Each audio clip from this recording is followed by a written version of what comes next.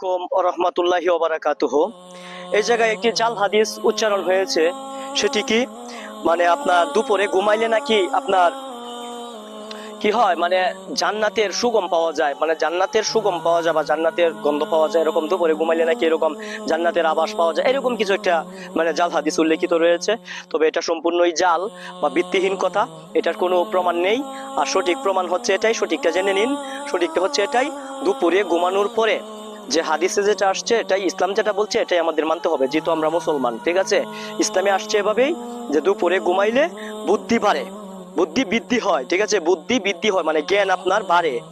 তাই দুপুরে আমরা ঘুমাইতে হবে বা ঘুমাবো। ঠিক আছে, তো দুপুরে ঘুমাইলে আমাদের বুদ্ধি জ্ঞান বাড়তে পারে। এর মানে এই না যে আপনার জান্নাতে সুগম হয় বা জান্নাতে সুগম পাওয়া যায়, এরকম কিছু নেই।